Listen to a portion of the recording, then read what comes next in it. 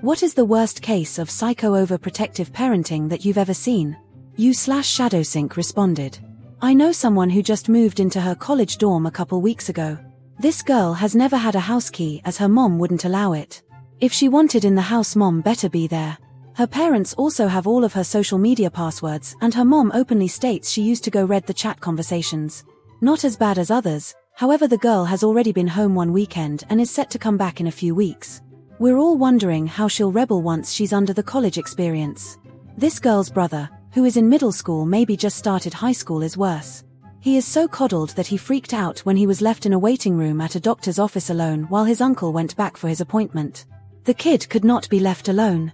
For the record, neither kid is special needs. U/Drunk in turn responded. Around the middle of my first semester of college, I lost my phone. I noticed it was missing around when I got back to my dorm. Thinking that I left it in one of my classrooms, I called it from a friend's phone. A classmate, who lives off campus, had found it. He took it home, because he knew it was mine and was going to give it back next Monday during class. And that was that. I would get my phone on Monday, so problem solved. Boy, was I wrong. Because he turned off the phone after that call, my mother couldn't get a hold of me. My mom, being my mom, assumed I was dead in a crack house after doing too many drugs. The lunatic took a plane and flew from Panama to DC, just so she could make sure I was okay. Halfway across the continent just so she could ask one question. Keep in mind, my best friend and 4 other high school friends were attending the same college as me, and lived in the same dorm building as me, and she had all their phone numbers. Also, to make matters worse, that was not the last time she took an 8-hour flight just to make sure I was okay. U/Notalife responded. My first roommate in college was extremely coddled by his mother, or at least I thought so. His home was about an hour away from campus, and she came up every day to get his laundry and make his bed, clean his side of the room. They were both neat freaks, and I wasn't a slob by any means, but I wasn't quite as neat as either of them would have liked. What ended up happening is I would come back from class and find her making my bed, organizing my desk and picking up my dirty clothes. Didn't really appreciate that, but I didn't want to make waves, so I just kept my mouth shut. Finally it got really weird when I came back to the room after a class had gotten cancelled and they were both in the same twin bed. He was sleeping and she was stroking his hair face and singing him a lullaby. U/Deleted responded.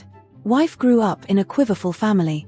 She was only allowed to wear ankle-length skirts, no movies at any time, only parental-approved books, Pilgrim's Progress, the Bible, theology books, no music except for classical and hymns. In order to date her, I had to court her. That involved never being alone, her parents inviting themselves to our anniversary dinners, siblings repeating every word that we said back to her parents. I gave her a goodbye hug, and her mother yelled at her, calling her a whore and a loose woman. When she finally gave up and ran away, they chased her to her car screaming, and tried to block her in the driveway with a tractor. U/Candalumps responded.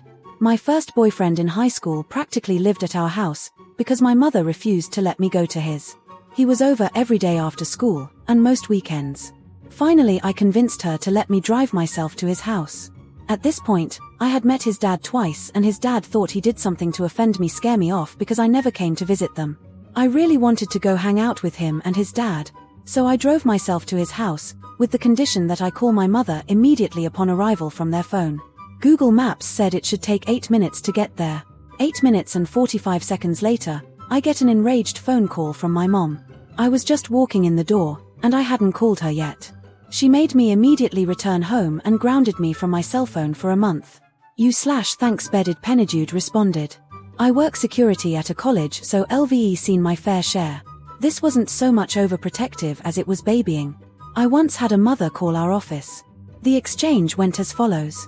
Mother, hello, can you please go tell my son's professor that he won't be in class today? He doesn't feel well. Me, where is your son? Mother, oh he's there, on campus, in the dorms. Me, I don't know who your son's professor is, and even if I did, it's his responsibility to get in touch with them. Not mine or yours. Mother, oh I know, but he called me and asked me to call him out of class. Me, he's in college now. He's 18. He can do this on his own. He doesn't even need to call, he can email his professor. Laughing, you're so right. U/it's_the_other_T responded. On my friend's 13th birthday, his big brother was taking us paintballing. We said bye to his mom. She was, in full disclosure, a severe paranoid schizophrenic who liked to go off her meds. Anywho, we left the house and headed to paintball. At a random gas station a good half-hour away we stop for snacks. When the older brother goes inside, the mom pulls up to a screeching halt next to us, rolls down the window and starts yelling at us to make sure the older brother spends all the money on paintball, rocking the crazy eyes the whole time. She leaves by rolling around to the back of the gas station and idling there. When the older brother got back we told him what was going on. He told us to buckle up. Sure enough, we pulled out of the gas station and she starts to try tailing us. I say try because next thing I know we're on the freeway doing at least 100, dodging from lane to lane till we found a quick off-ramp that took us under a bridge where we hid for a few minutes to make sure we had lost her. The older brother refused to let her ruin my friend's 13th birthday. He was a good dude. You/silent_tortoise responded. I once dated a girl with absolutely insane parents. Throughout middle and high school, they refused to let her go out to anything but school and choir trips. She had to argue and bargain with them for months just to be able to go to senior prom. They wouldn't let her go to junior prom. They also refused to let her get a driver's license or a car, to limit her mobility. Even to this day they refuse to let her go out. She, a 20-year-old woman, has to get permission from her super restrictive mom and dad to go out for coffee at the cafe downstairs. The worst part of all of this is that she can't move out, as they have hold of her passport, and where she lives, it's more or less impossible to get anything done without it. Edit. To all of you talking about the legality of withholding her passport, I don't know for sure whether it is or not. The laws where I lived sometimes had really backwards policies. I have advised her to try to take action escape many times, but for personal reasons she has decided not to. I disagree entirely with her choice, but it's her choice to make, not mine. Edit 2. While I love your guys' concern and willingness to help, I will not be giving out information that can be used to identify her, for reasons listed in the above edit, so please don't ask. You/narcolepsian responded. When I was in college I was dating a girl, and had been for some time. My dad lived in another state, and we had made plans to go visit him, so she could meet him for the first time. The day we were supposed to leave, like 2 hours before we left town, she got her grades from her college. They weren't as good as her parents wanted, so they grounded her. I went to her house to try to reason with her mom.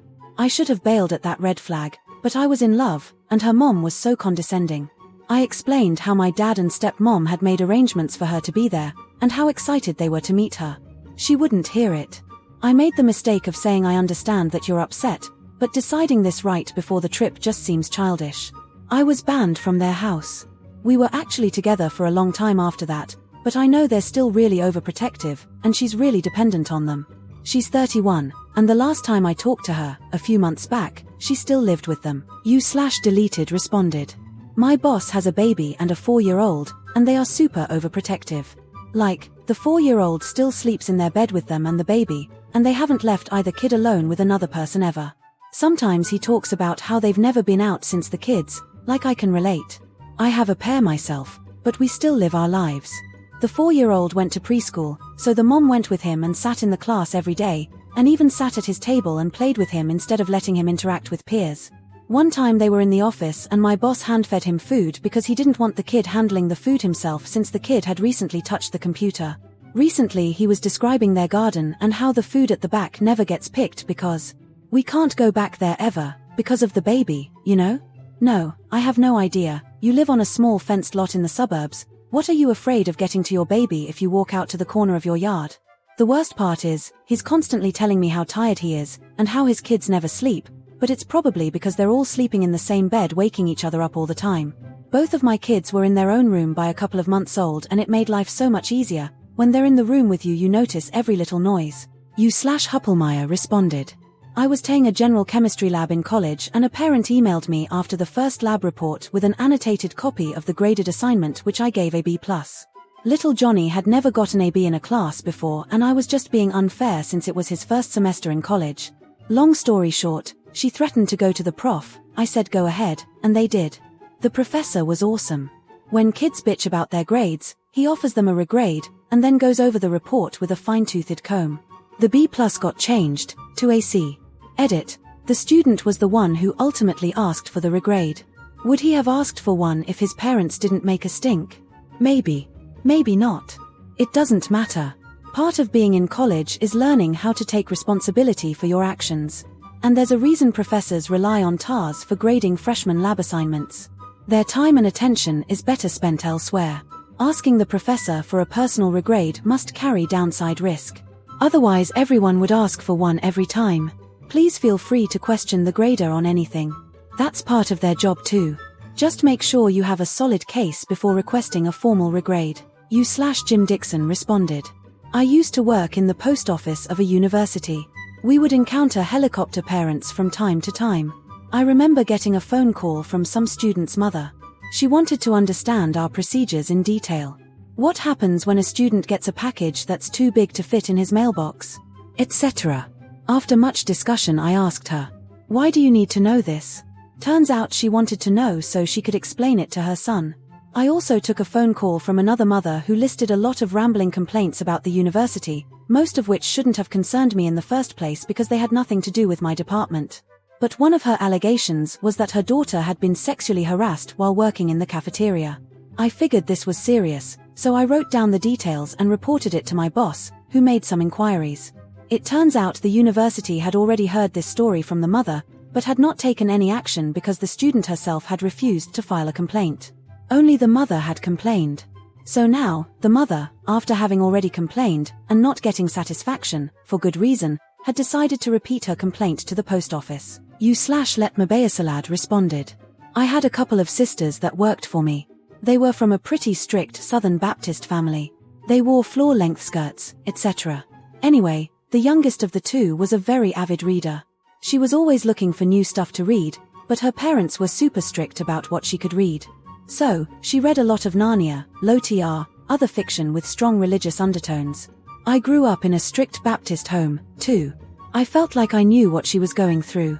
We got to talking about books one day and I told her that she had to read To Kill a Mockingbird, as it was a classic that should be read by anyone who loved books. I brought her my copy from home and gave it to her to borrow. The very next day, she returned it and said that her parents wouldn't let her read it because it had the word kill in the title and that she wasn't allowed to read gratuitously violent books. /Octavarium_ responded. There's a child I know whose mother is so overbearing. I look after the kids in church so the adults can listen and pay attention. I tried speaking to this little boy and engaging with him, but he was awfully unresponsive and uncommunicative. His mother told me he was like this but informed me she never ever leaves him and never will. There's no wonder he doesn't respond well to others when there are no others present. She stayed for the whole session, defeating the purpose of the creche. Now is time for snacks. There are some biscuits. The boy eats his. The mother then takes him saying, I need to wipe his hands because he's probably allergic to everything in that biscuit. Oh, is he? Don't let him have the biscuit. If he is, wiping his hands after the fact isn't going to help much. She was annoying. /deleted responded. I was friends in high school with this kid, we'll call him Zach. Zach's parents were super Christian and conservative. They never let him play video games or watch anything other than kids' shows. They also refused to let him go to sex ed. When he was 19 he called me in the middle of the night because his girlfriend wanted pads for her period but he had no idea what those were. If they found out he had played video games at a friend's house, they would ground him. He wasn't allowed to be out anywhere after 7, unless he was with his parents. When he was 19 and living away from his parents, they called him and demanded he stop talking to his gay friend. The end result was the most sheltered, ignorant human being I have ever met. Don't even get me started on the fucking parents themselves. They never got him vaccinated and barely went to the doctor themselves.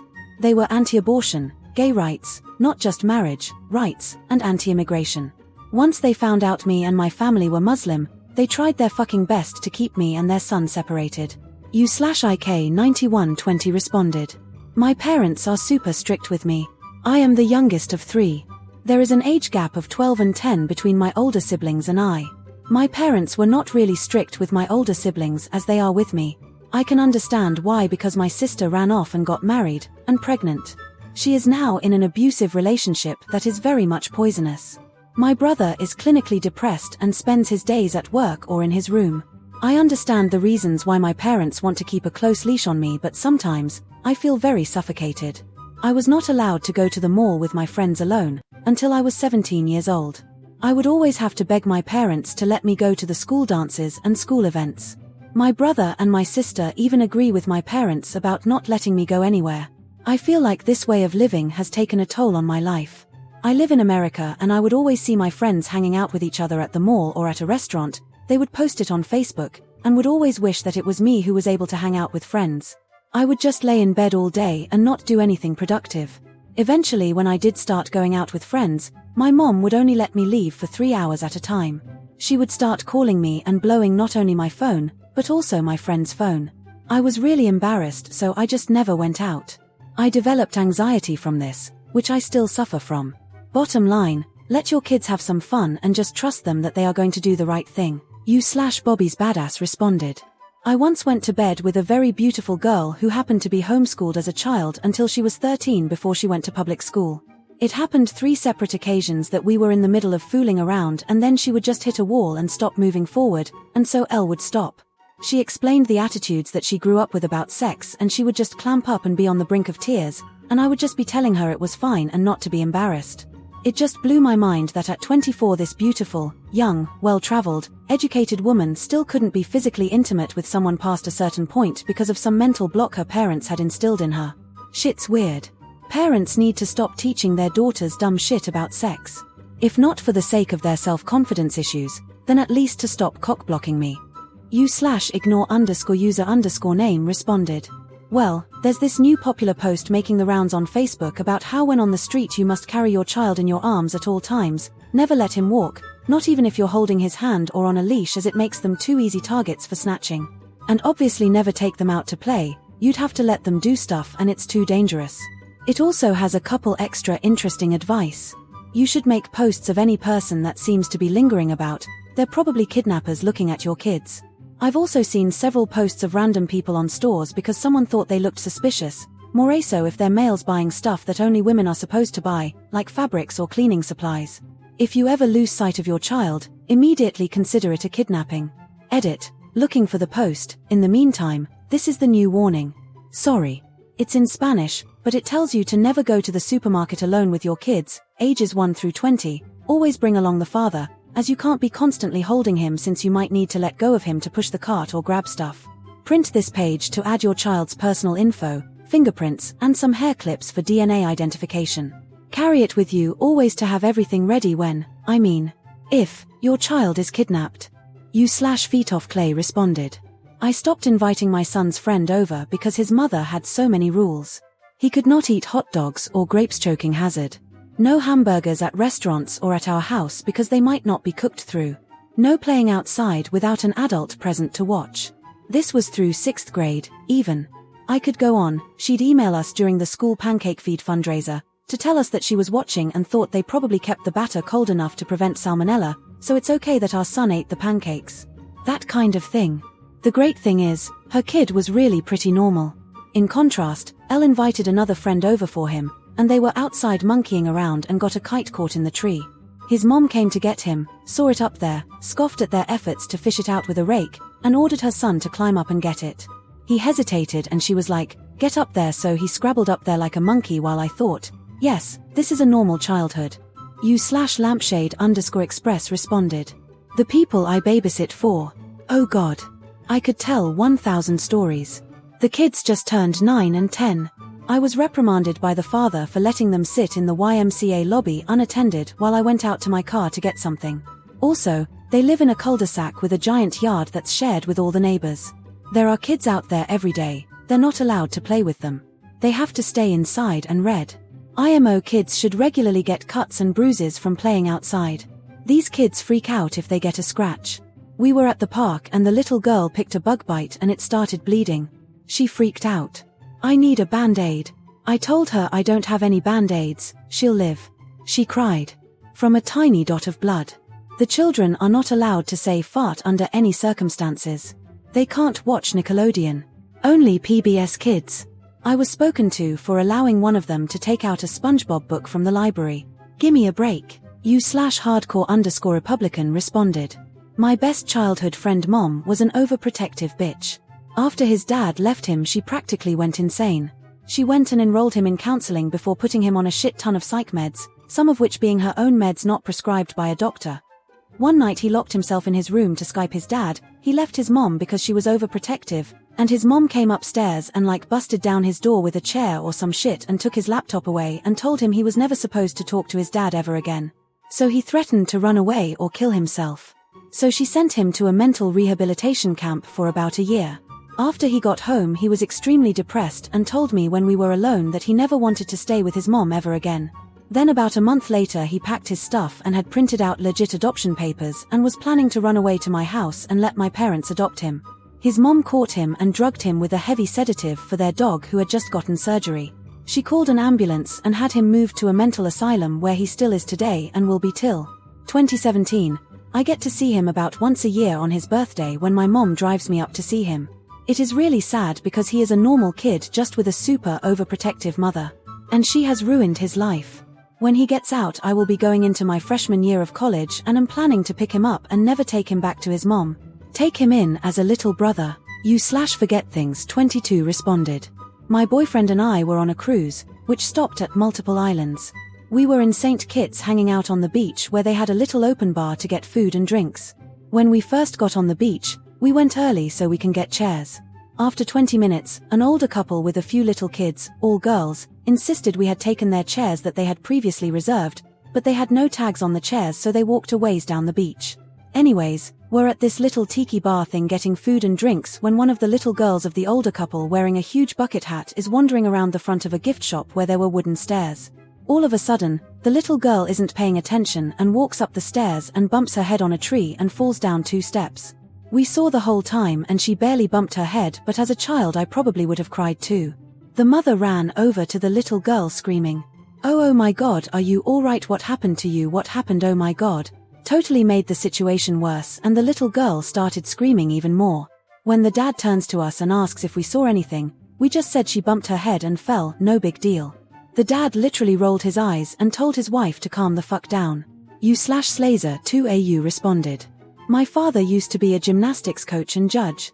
One of the few people in my state that was a level 3 in both men's and women's gymnastics. What that means is that he could coach and judge regional, state and national comps but not international ones.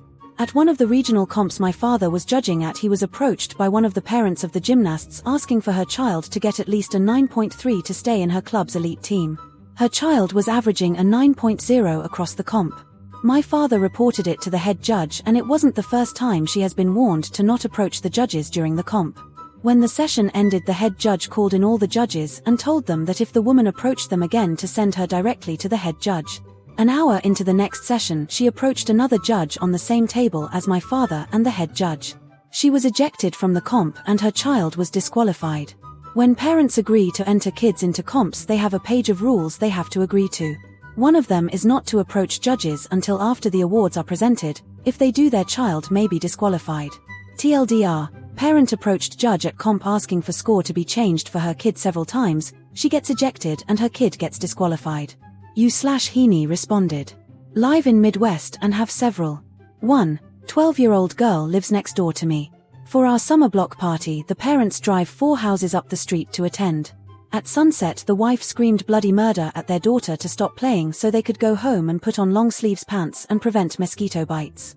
It was like 100 degrees out, so LD choose bug bites over pants and long sleeves any day. Mosquitoes can also bite though clothes, so I'm not sure what they were solving.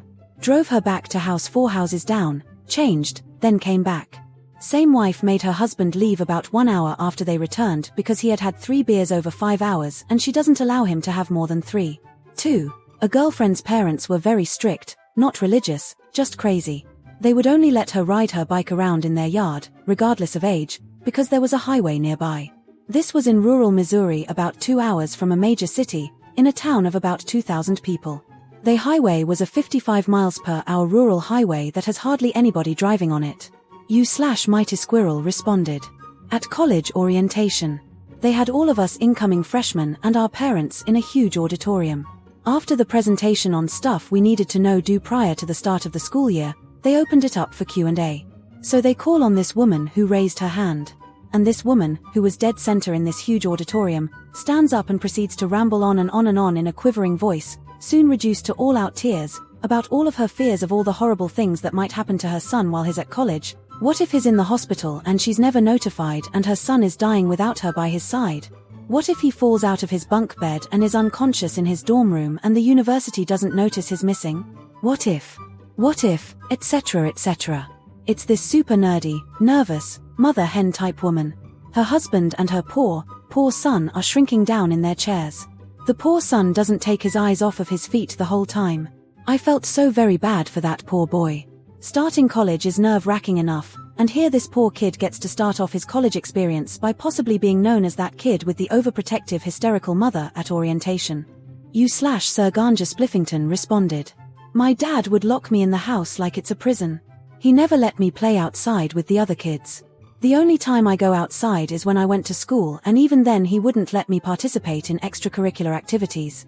He would always hang around the school. I was such a depressed, lonely child. I had a 9:30 p.m. curfew until I was 19. The only friend I had was my dog. I loved that dog so much, but my dad killed him in a drunken and coke-fueled rage. He stomped the dog to death, then hid the body somewhere in the woods where no one would find it. He killed the dog because he said the dog was being violent and aggressive because it's in the nature of all pit bulls. That's bullshit. My dog was the sweetest, most loving dog ever. He loves everyone and everything. I think he did it because he knew that dog made me happy. On a positive note, my father is currently in prison for 35 years for statutory rape, possession of cocaine, domestic assault, and child abuse. My mom was too afraid to say or do anything. She got so traumatized and depressed she stopped caring about anything, including her son. She is still emotionally scarred just like me, but we're slowly but surely recovering. Introbox responded. I'm a guy, for starters, so I sort of understand my dad being nervous about me seeing anything having to do with sex. He was a bit of a wild child. He did every drug imaginable in late high school and college, and his friends got into lots of trouble, so I know why he was so scared I would act out and be a shitty kid like him. But I was always such a relaxed and easy child to deal with, he had no reason to be so scared. Anyway, he was super overprotective of me seeing anything sexual. He wouldn't let me hang around with a girl at the house at all, even if he was around. He wouldn't let me see Starship Troopers when I was 15 years old because there were boobs in it, and wouldn't let me watch a show on TBS because there were two people making out in it, fully clothed. He was like that for years, constantly screening any movie or TV show I wanted to watch. I was secretly laughing at him at the time because I cashed in my V card with both genders the year I was 15. Introbox responded. I'm a guy, for starters, so I sort of understand my dad being nervous about me seeing anything having to do with sex. He was a bit of a wild child. He did every drug imaginable in late high school and college, and his friends got into lots of trouble, so I know why he was so scared I would act out and be a shitty kid like him. But I was always such a relaxed and easy child to deal with, he had no reason to be so scared. Anyway, he was super overprotective of me seeing anything sexual. He wouldn't let me hang around with a girl at the house at all, even if he was around. He wouldn't let me see Starship Troopers when I was 15 years old because there were boobs in it, and wouldn't let me watch a show on TBS because there were two people making out in it, fully clothed. He was like that for years, constantly screening any movie or TV show I wanted to watch. I was secretly laughing at him at the time because I cashed in my V card with both genders the year I was 15. Deleted responded. My girlfriend just went to college in a nearby city. Her parents constantly make her take pictures of where she is to prove that she's being good. If she studies with a guy, they call her a slut. Last night she didn't respond to the text telling her to send a picture because she was asleep, so her parents activated the GPS tracker on her phone to find out where she was. She was sleeping in another dorm because it was closer to where she was at the time. They threatened to pull her out of school and make her go to community college so that they can keep a closer eye on her. Every time she sends them a picture of where she is, if it's not in her dorm or a classroom, they call her the slut of college. She thought going to college was going to be the end of their shit. Sorry, half venting, half response. Votua responded. Back in high school, my friend and I would regularly hang out at his place to play video games and what have you. He had a younger brother who was in middle school at the time and also had a friend come over regularly. This friend of his was the product of a super religious, super strict, single mom. When he would come over, we had to hide away anything he thought his mom wouldn't want him to see or hear. It was a huge list of things, but one of the strangest things was anime. My friend's brother was an anime fan and had mangas and posters, so when he would come over he had to take them down. A pretty funny moment with him was when my friend and I were playing the first Ninja Gaiden for the OG Xbox. He came in with his hands over his eyes and asked us to pause the game so he could get something. We obliged and waited for him to find what he was looking for and leave, but just before he left the room, I unpaused a little too early and he witnessed Ryu cut a guy in half and a fountain of blood shoot out of him. He screamed and ran out of the room. I actually still kinda keep in contact with him. He is a lot better these days. I remember talking to him about how he was like when he was still in middle school. He told me that he was so scared of his mom, he literally thought his mom could read his thoughts. That's why he was too scared to do anything behind her back. Thank you so much for watching all the way to the end. Leave your own stories down below, I would love to read them. If you would like to see more videos like this, please like and subscribe, it helps me out greatly.